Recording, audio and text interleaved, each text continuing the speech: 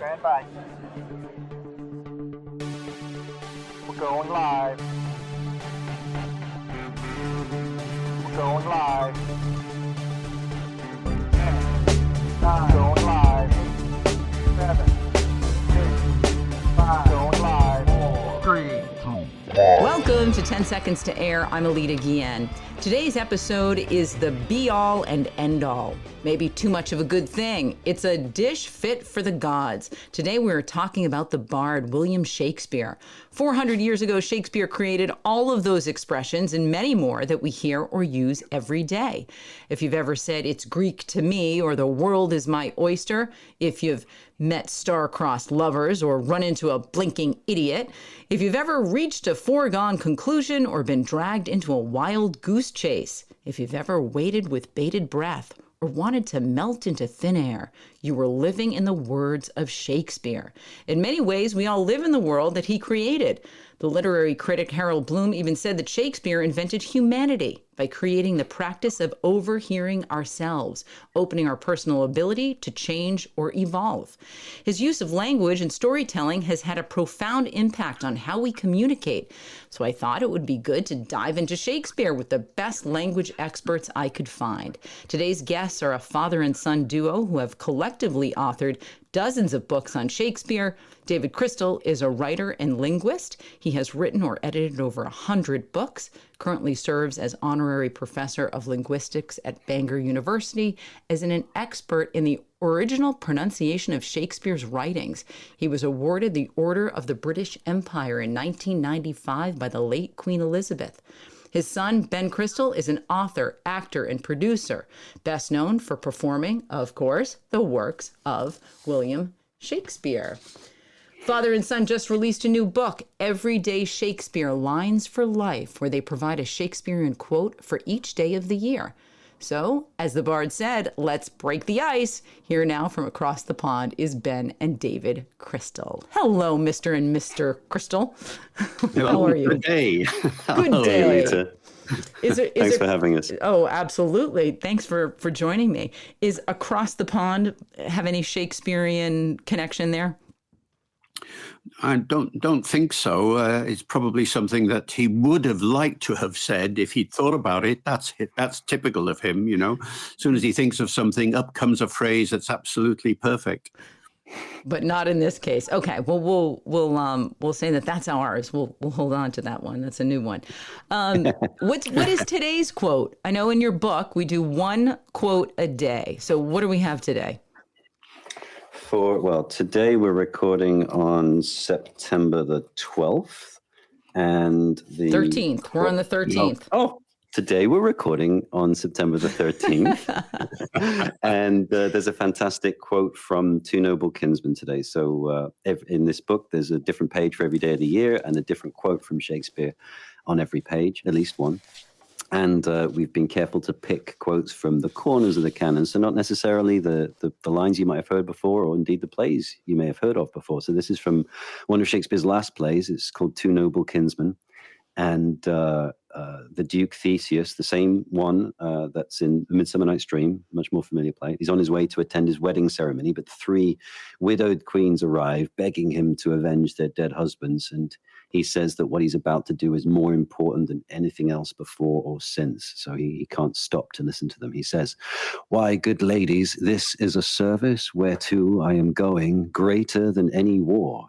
It more imports me than all the actions that I have foregone or futurely can cope."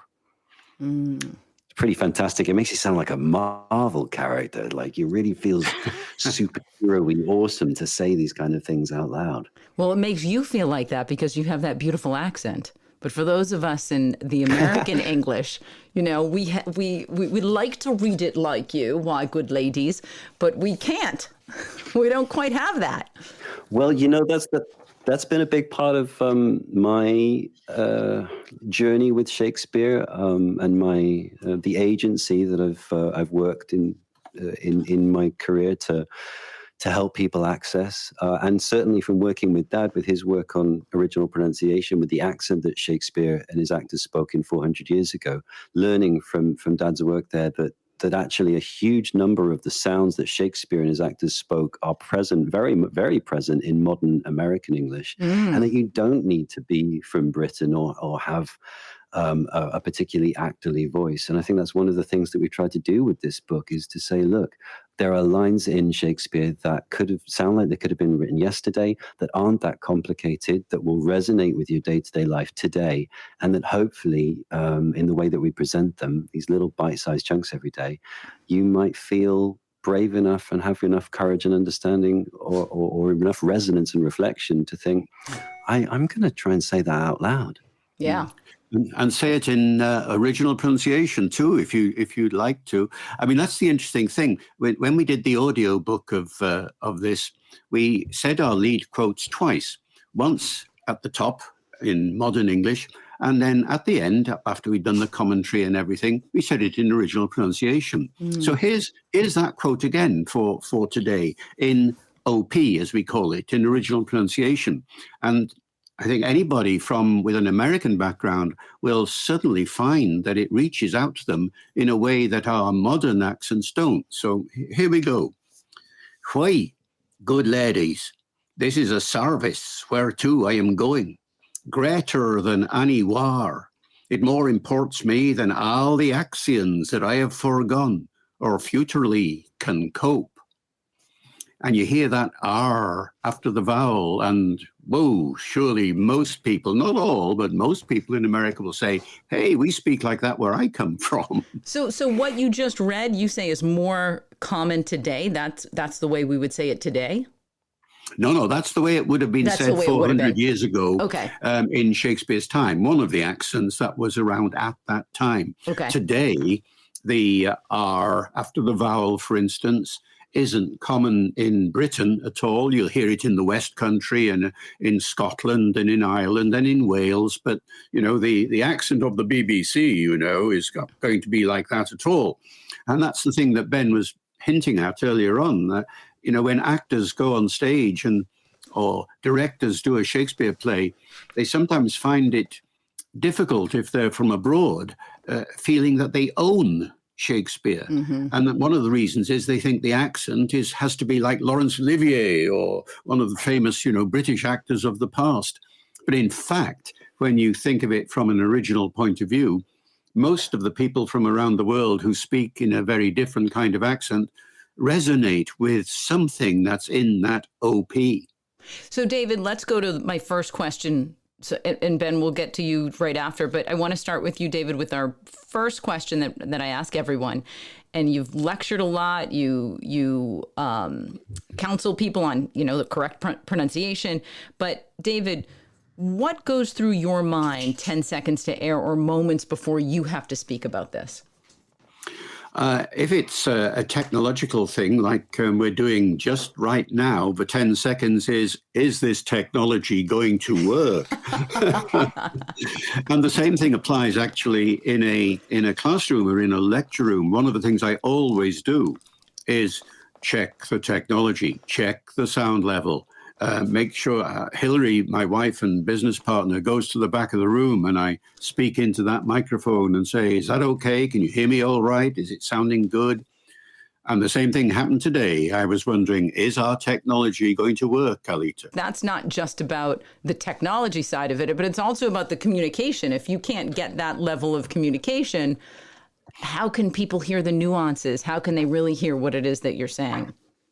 Yeah, that's so important. And it's especially important in this day and age when people are, especially after the pandemic, are using Zoom and other platforms so much. And, you go onto the platform and you start to talk to whoever it is. It might be one person or it might be a whole classroom of people. And at the end of a Zoom interaction, people often say, oh, gosh, I feel tired now. Now, why? And the answer is because they haven't had the feedback from the people they're talking to. The success of a good conversation depends entirely on feedback. If two people are talking and one person is going yada, yada, yada, yada, yada, the other person is going, yeah, sure, yeah, really? Oh, no, gosh. Now, none of that is available in a Zoom type interaction. And as a result, you're on your own. And because you're on your own, at the end of, half an hour or an hour of Zoom, you feel a bit tired. Because there was a lot of output. A lot of output with no input. A lot of output and not much input coming your way. Yeah. Let's talk about that a little bit more after we ask Ben about his 10 seconds to air. Ben, what goes through your mind before performing? Well, whether it's a podcast like now or just before I go on stage, either to give a performance or to give a talk, there's a sort of feeling of, a real, not quite tumbleweed, but a nice gentle breeze inside me. I feel very calm and sort of a gentle, empty, mindful focus, I suppose. I've been really lucky. I get very excited before I perform or I give a talk or something like that. But I've never felt nervous. I've always relied on the principle of prepare, but don't plan. Because if you plan, and often does fall out of your reach and ability to control. But if you're well prepared, then you're able to be open and to play. So I'm really lucky. What goes through my head is, or my heart is, a nice, gentle, warm breeze of readiness. And Ben, how much, to pick up on what your dad was talking about, how much of your performing is in person versus on a screen? Well, like many of my sisters and brothers and non-binary pals in the artistic world, all of that shifted to the digital and the virtual in 2020, and a lot of it has unfortunately stayed virtual. A lot of it disappeared entirely. I think that's one of the greatest things about artists is our ability to be flexible and to adapt to any given situation. There's nothing quite like being in a room with someone, being on stage with an audience, or indeed, being on a film set with a crew. I would say now there's probably a healthy balance, maybe 60 live to 40 virtual, whereas before the pandemic, I suppose it was, maybe 90 to 95% live. And only a very small percent virtual. So, we all lost so much during the pandemic. But at the same time, there has been some wonderful things that have come from it, including, it's much, much, much more acceptable now for me to give a talk or a workshop with a school or a university on the other side of the world, whereas before that kind of invitation would have involved flights and accommodation and visas and everything else. And the digital, at least within our lifetimes, probably is never going to fully replace the live. But at least now it's less, there's less stigma around it. Right. David, so much of Shakespeare is in our life, impacted us emotionally with our storytelling, with the word choice that we use, the phrases, really a lot of how we conduct our communication. How do you think this digital world would have impacted Shakespeare? I think if Shakespeare was alive today, he'd love it. He would adapt immediately to the circumstances. That is partly the brilliance of the man. Our book is almost entirely about those aspects of Shakespeare which resonate with our everyday lives. But when you look at the plays as entities in themselves, the way he wrote is so innovative, exciting, all-encompassing.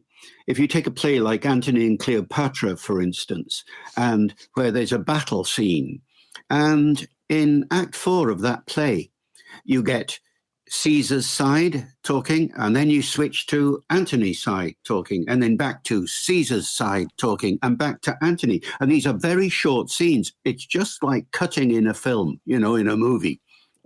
Where you go boom, boom, boom, boom at great speed. Now that kind of thing is at one type of interaction that he provides us with, and then at another level, he gives us very leisurely moments, time to reflect, time to explore, time to think about what's being said. The soliloquy where the actor comes forward and presents to us all his thinking or her thinking. And on a stage like the Globe stage or any of the replicas of the Globe that are around the world, it's so intimate. The audience is there and you feel that the person is talking to you. And indeed, in the Globe situation, you can sometimes shout back. I remember watching Mark Rylance do Hamlet at the Globe years ago. And when he has that famous speech, one of his soliloquies in which he looks, I haven't killed Claudius yet. Why haven't I done this? Am I a coward? He says to the audience. Am I a coward in original pronunciation? And, sometimes actors just carry on talking. But no, at that point, Mark stopped and asked the audience, am I? And waited for a reply. And the audience shouted back at him, Now, that kind of excitement and all the various ways in which the dynamic of the play is brought across to us in so many different ways, that I think is one of the reasons why he appeals so much to us. I guess you, Ben, can say more about that sort of thing than me. Ben, any thoughts on that? I think since the mid-1800s, since Freud's time, since we turned the lights off in the theatre so that the audience was sitting in the dark, whereas before that time, in Shakespeare's time, audiences were in a Shakespeare's Globe style theatre, perhaps, where the performances were in the afternoon, they were lit by the sun. The audience could make eye contact with the actors could make eye contact with the audience. It was a two-way dynamic, and the moments when a character would turn out from the world of the play to the audience and speak to them, ask, like the Who Wants to Be a Millionaire show, they would ask the audience, their best friend, for help. And work out how they feel about things in the moment of thinking them. That's radically different from 20th, 21st century playwright. Let me go to David just to back up for a second here. David, it's obvious Ben has been influenced. We're going to assume a little bit, but I'm going to ask you, Ben, about your influence throughout your life, which I'm sure is your dad a little bit. But David, how did you become so impacted by Shakespeare, and why did you go into this line of work? Well, in a sense, I didn't to begin with. I'd always been interested in Shakespeare. I can still vividly remember my very first Shakespeare production at Stratford back in 1957 or 8. Paul Robeson doing Othello, and it lives with me now. Encountering Shakespeare on stage as opposed to on the page was the key to getting me involved into his world.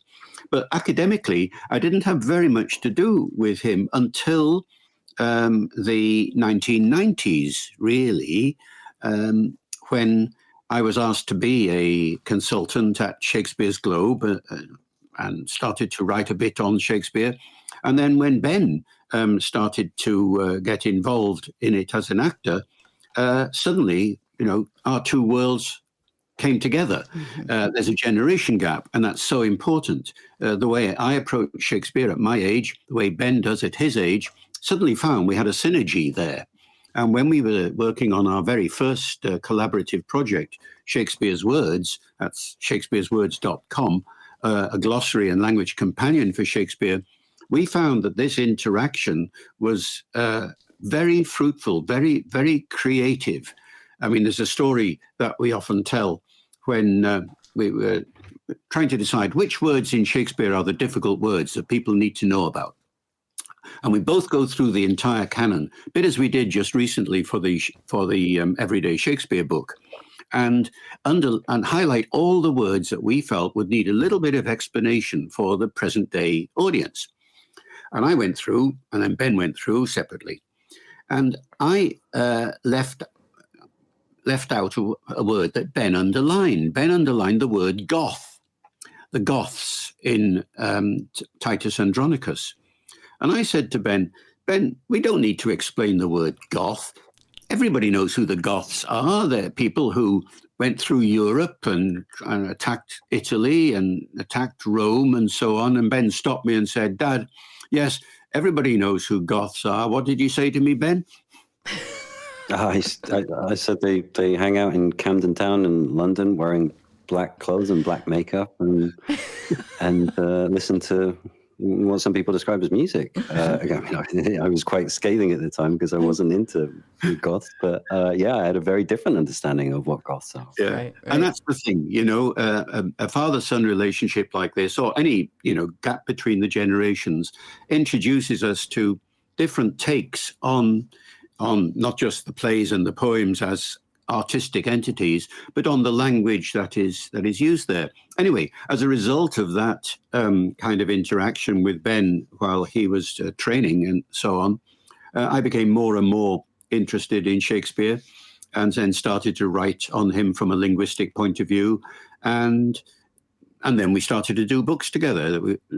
Everyday Shakespeare Lines for Life is actually our 5th book together in some ways. Wow. So if you say that from generation to generation, there's a little bit of a disconnect, then we're talking about 400 years to now. How much of a disconnect is there from that point to where we are now? Well, I think the biggest disconnect is the fact that in 400 years ago, people did things that these days are hardly ever done in school. They did an awful lot of grammar, for instance, but in particular, they did a lot of what we would now call encyclopedic stuff. They studied the classics. So they knew all about the classical gods and goddesses and things like that. This is hardly ever done in school these days. So when in Romeo and Juliet, Paris says, Venus smiles not in a house of tears. Who the heck is Venus? Those days, everybody would have known that straight away. These days, you've got to explain it. And that's one of the big differences, I think.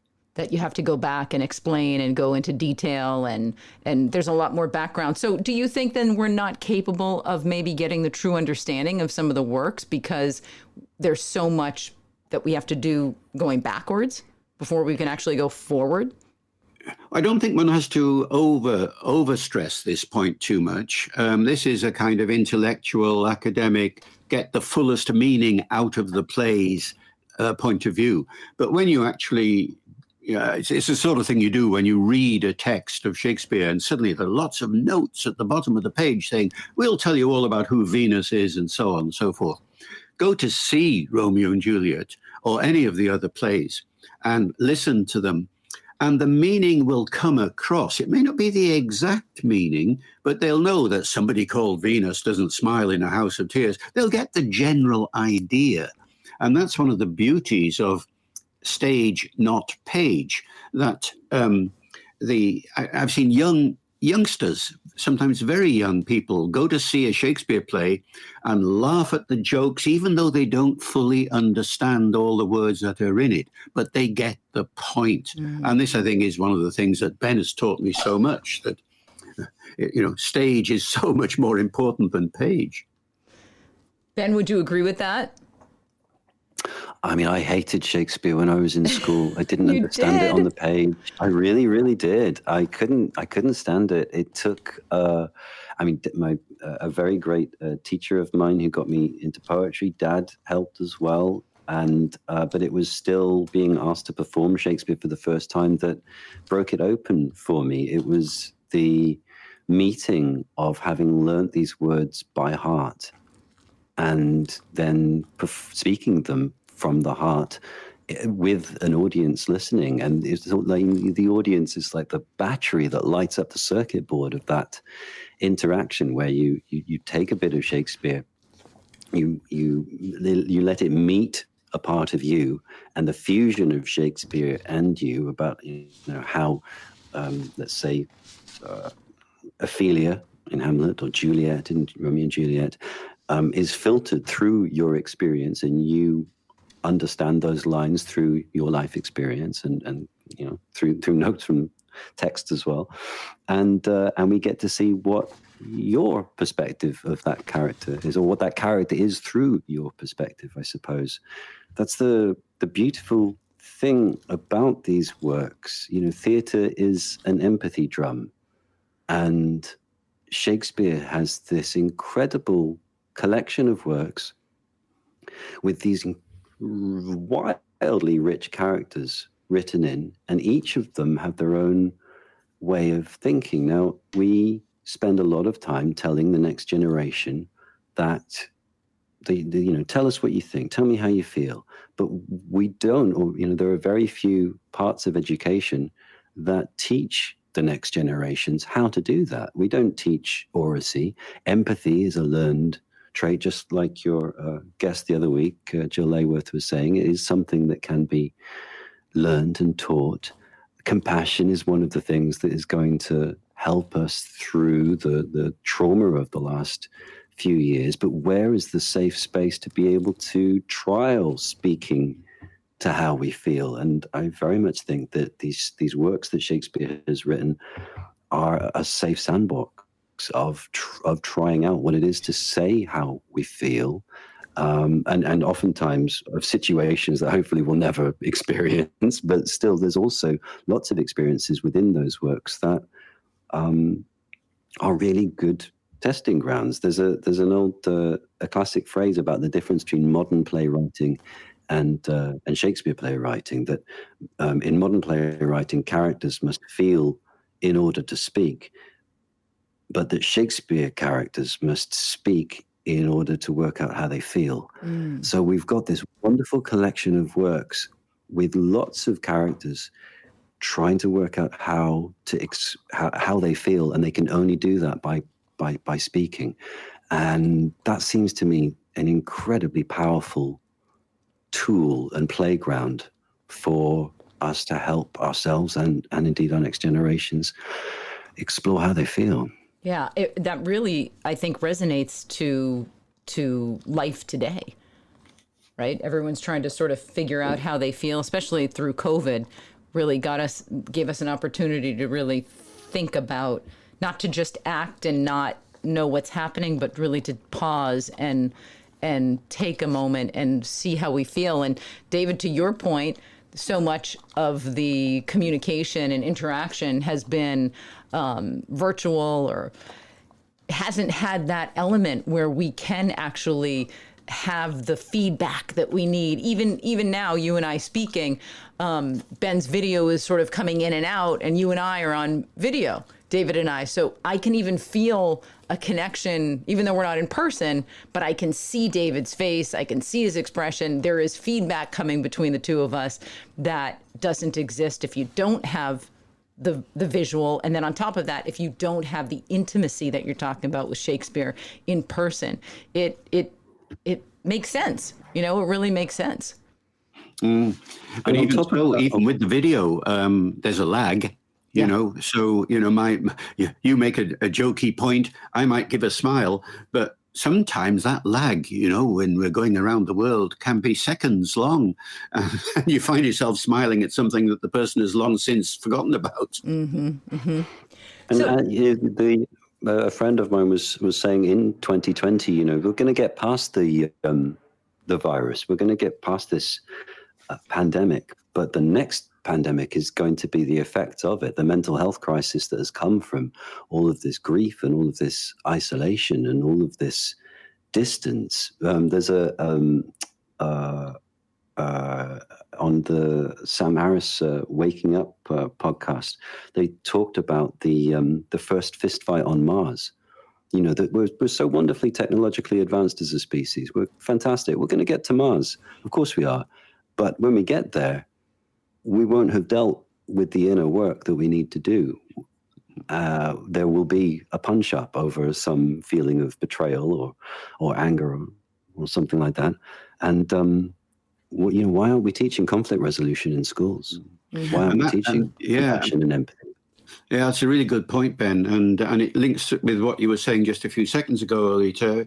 I mean, that's, in a sense, that's why we wrote this book or compiled this book, to show people that if you are stuck for words, if you don't quite know how to express yourself, and you really don't know how to get yourself out of this rather awkward situation, there are lines in Shakespeare that will do it for you. Wow. And I've been really amazed because people say, "Oh, I could never remember any Shakespeare. I really couldn't." But they can, and they do, so long as the line reaches out to them and hits them at exactly the right moment in time.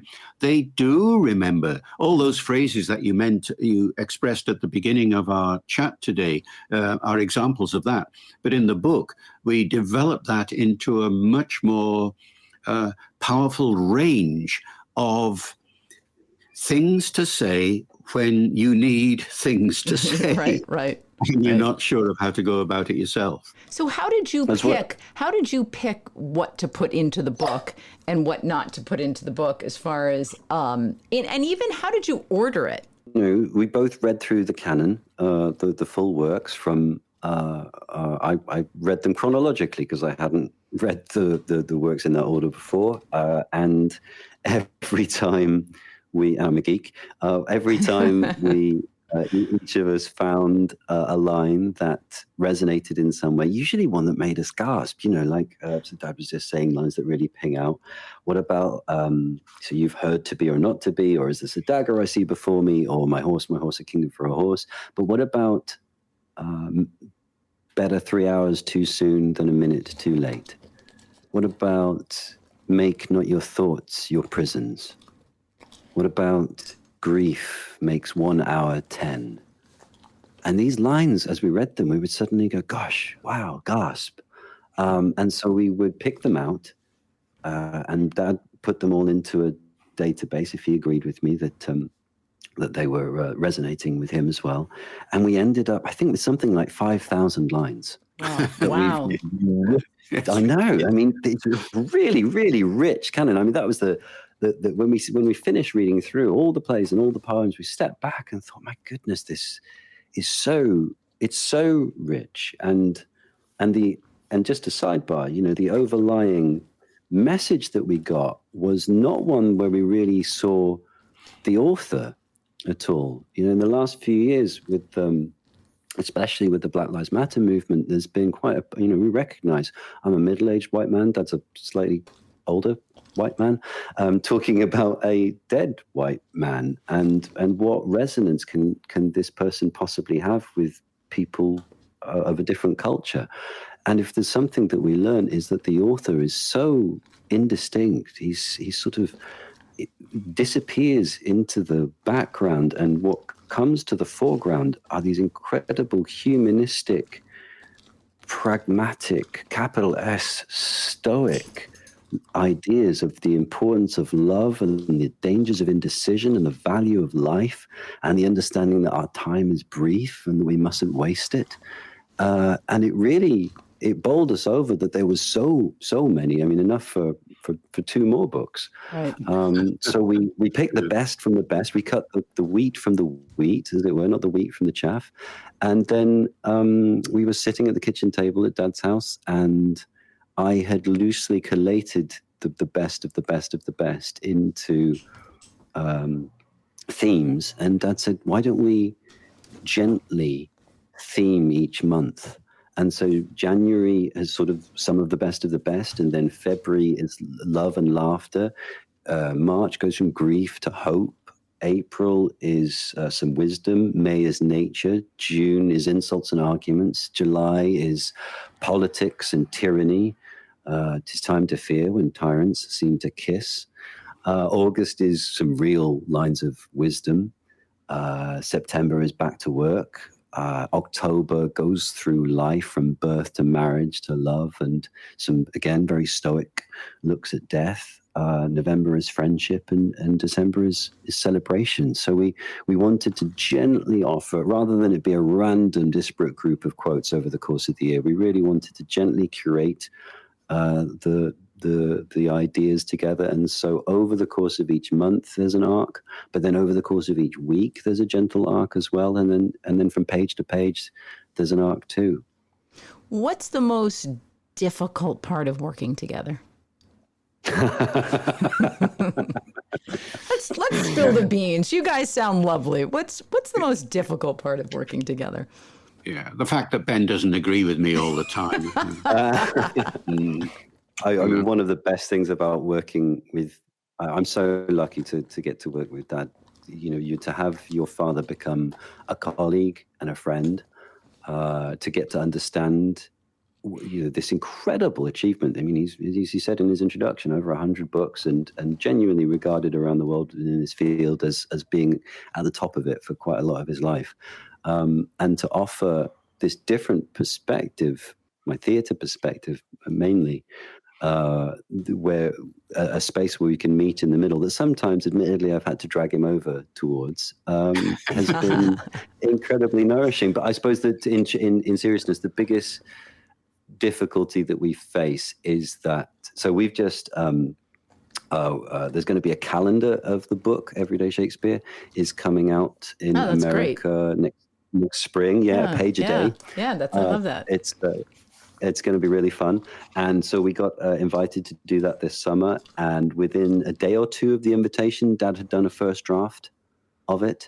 And it took me about a month or so to get to that. So I think our biggest issue is he is a very, very, very fast worker. And I am not. It takes me a while to build up to things, to get the artistic juices flowing, I suppose. Whereas Dad is a brilliant, tireless workhorse.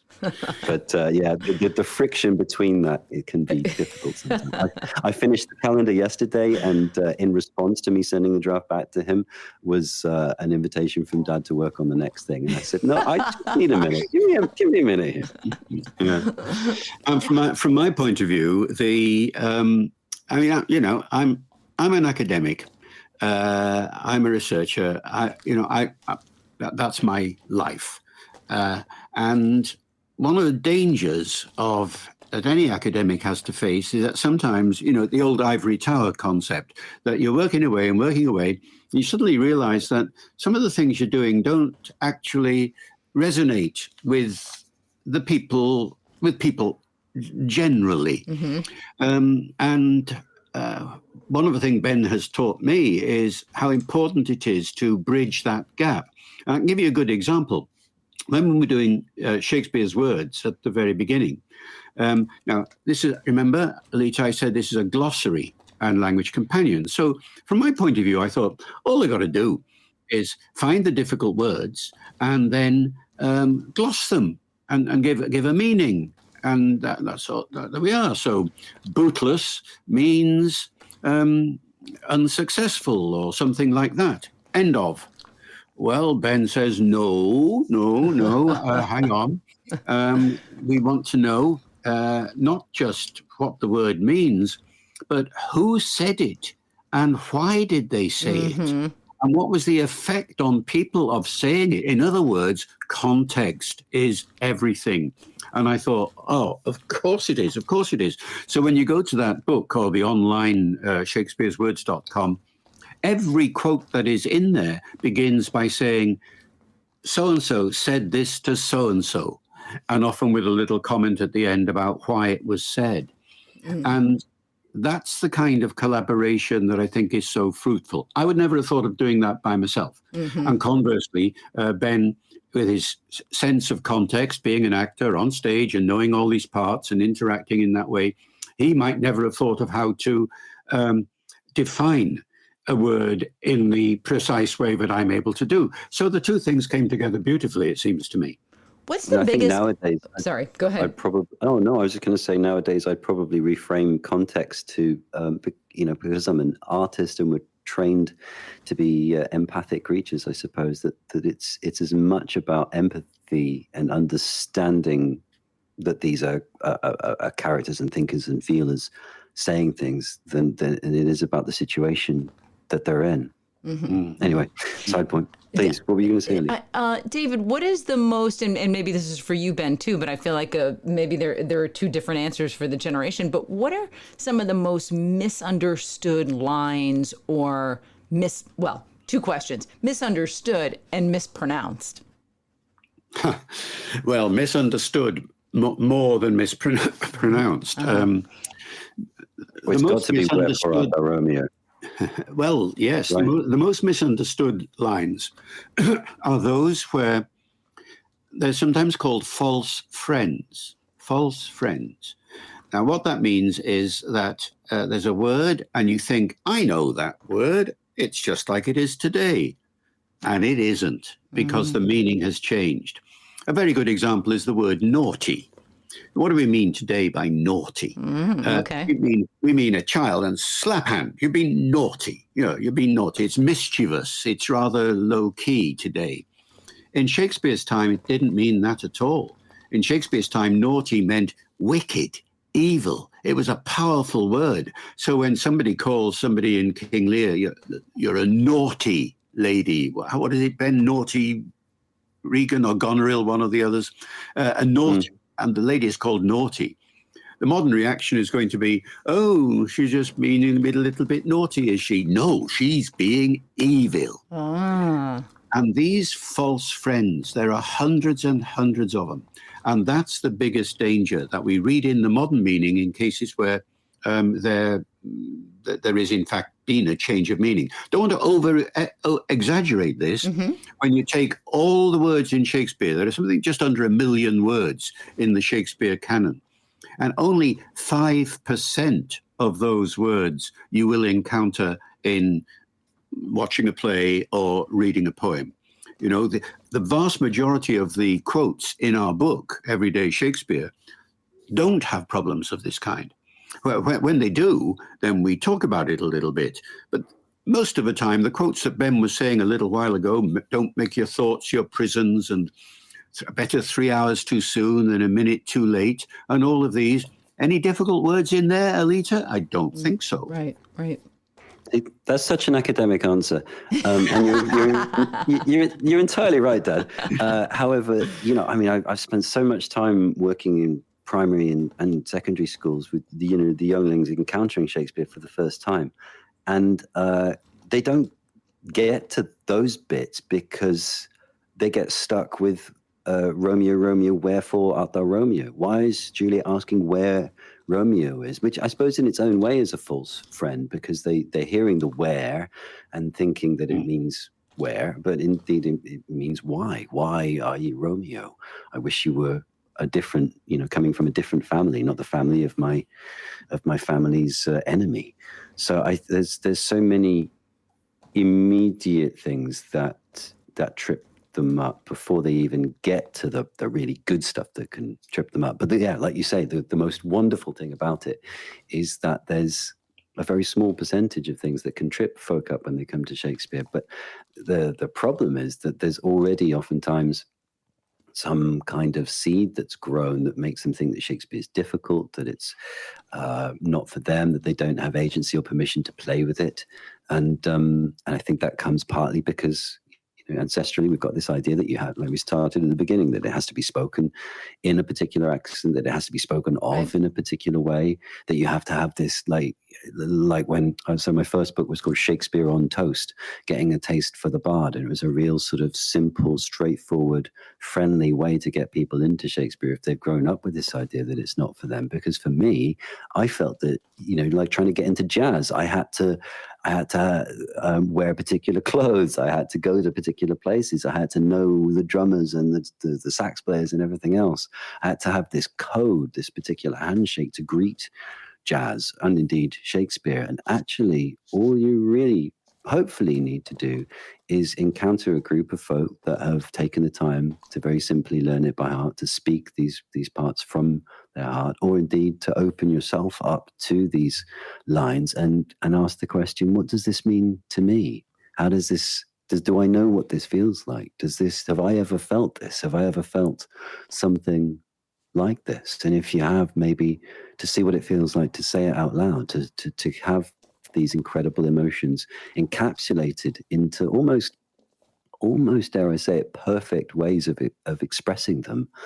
And both it allows you to hold the mirror up to yourself. It allows you to hold the mirror up to others to see if they've felt that way. But we also get to experience brilliant oracy, to get to experience what it is for a human to speak. There's no such thing as perfect, but to speak so eloquently that it makes something inside of us sing in the way that a lot of people felt about Barack Obama when he made that wonderful speech in Chicago, or Martin Luther King when he spoke. But great speakers are very few and far between. And I really hope that one of the things that comes out of lifting up these accessible lines in this Everyday Shakespeare book is that eloquence and that permission and that agency is just a little bit more accessible for people, because you don't need to know what the play is. You don't need to know who the characters is. You don't need to know the context, although we do provide it in the book. All you really need is 5 minutes of a morning, a little moment of peace to go, hey, what's Shakespeare got for me today? Mm-hmm. I was going to ask you, if people want to get more Shakespeare in their life, how would you suggest they do that? But I'm going to guess you're going to say, pick up the book and read a line from today, which is beautiful. It's a wonderful way to start your day, or it's a wonderful way to inject a little Shakespeare and some intellectual thought. If there are anything else that you would advise, because I think that this conversation opens your mind up to Shakespeare and language and emotion and tragedy and betrayal and just all these things that we live today that have existed for hundreds of years, that Shakespeare so beautifully put into his work. I think I spoke to you guys both. I told you what inspired me to do this podcast before we started recording, and it was that I had the wonderful opportunity to go to his childhood home. I found your book there. I was just in awe of what Shakespeare has done for our everyday life. It was astounding to me and eye-opening. And so I'm hopeful that in this conversation, the people who are listening get that feeling. And my question to you would be, how do we bring that to them? I mean, you're trying through the book, but are there any other suggestions you have into opening people's minds, hearts, intellect into Shakespeare? That's one of the things that one of the ways I suppose we could encapsulate. This is the fifth book that we've written together over the last 20 odd years. And all of our work, both together and apart, has been about building bridges towards Shakespeare, towards this wonderful sandbox.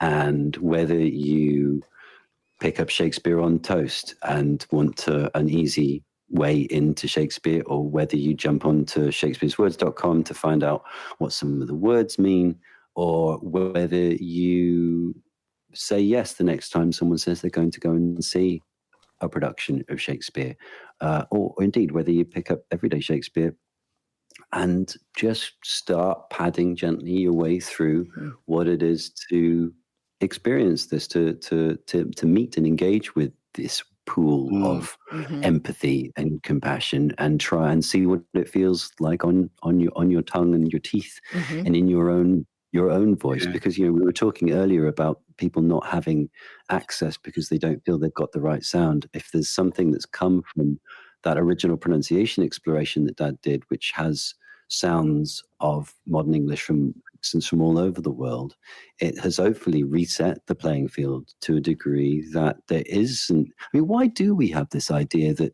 to access a work of art, you need the right sound to unlock it? Surely the right sound for Shakespeare should be your sound, because you want to speak it, you want to engage with it.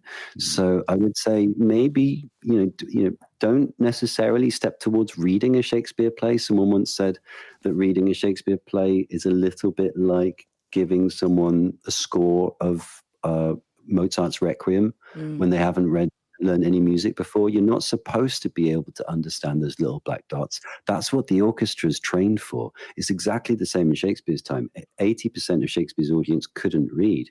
The people that were skilled in performing Shakespeare had been doing it for 20 years by the time they performed Macbeth. And so don't necessarily be surprised if encountering Shakespeare on the page that you bounce off it a little bit like Teflon. But do let yourself be surprised if you dare to go to the theatre, and like Dad says earlier, you may not understand every single word, but I don't understand every single word when I go and see an Italian opera.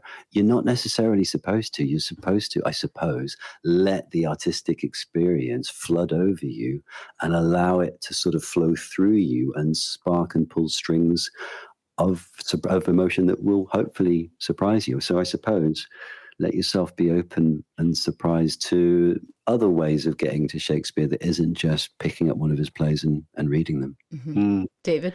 Yeah. And I'd say, I'd add to that, I mean, the book has been out in Britain for a couple of months now. It's only just out in the States last week. And therefore, we've had some feedback from people. And one of the things that's happened is at least 3 or 4 people have said to me, now I've got the idea of what the book's about. I use it every day. We do actually have it on the breakfast table in the morning. And what's Shakespeare going to say to us today? And our recommendation, say it out loud. Don't just read it. I mean, as Ben was saying, get the sound of the thing in front of everybody. And then a teacher wrote just the other day and said, I'm doing exactly the same thing with my class. I start the day with a quote from Shakespeare's, from Everyday Shakespeare. And then we just talk about it for just a couple of minutes, and then I get on with the rest of my class. So that kind of habit of getting into the habit of allowing Shakespeare into your life, I think is one of the biggest things you can do. Yeah. A group of friends I gave a copy to the other day. They had a dinner party and they brought it out after dessert or before dessert, I can't remember. And they went around the table reading each other's birthdays, the quotes for each other's birthdays. Oh, fantastic. I love the idea that poetry can seep into the day-to-day and into a relaxing evening event like that too. That it becomes okay and not sort of like, oh my goodness, you're suddenly upping the cultural level in some way that excludes people. Everyone Good idea. Yeah. can have access to this. Yeah. Well, Ben and David, Crystal, thank you so much for joining me, for bringing this to all of us. The book is Everyday Shakespeare, Lines for Life. I'll put a link to it in the show notes. Leave us with a little Shakespearean phrase. What do you have to wrap this up? We are born to do benefits, from Timon of Athens. Oh, yes. Fantastic. Is that in the book? Oh, yes. What page? What month? Ooh, that's a very good question. October the 1st, actually. Ooh, okay. I was going to do the one right before that. We began with one from Two Noble Kinsmen, and we're going to end with one too. Here, being thus together, we are an endless mine to one another. We are one another's wife, ever begetting new births of love. We are father, friends, acquaintance. We are in one another families. I am your heir, and you are mine. This place is our inheritance. No hard oppressor dare take this from us. Here, with a little patience, we shall live long and loving. I love that line, that last bit. Here, with a little patience, we shall live long and loving. That whole quote could be such a lovely, it's such a lovely idea of the way that we can all be, all of us, all around the world, together. And what is that from? That's from Two Noble Kinsmen. Fantastic. Ben and David, Crystal, thank you again so much. Thanks for joining me. Thanks for sharing your knowledge and your passion. The book is Everyday Shakespeare, Lines for Life. Thanks so much for having us, Alita. Been a pleasure.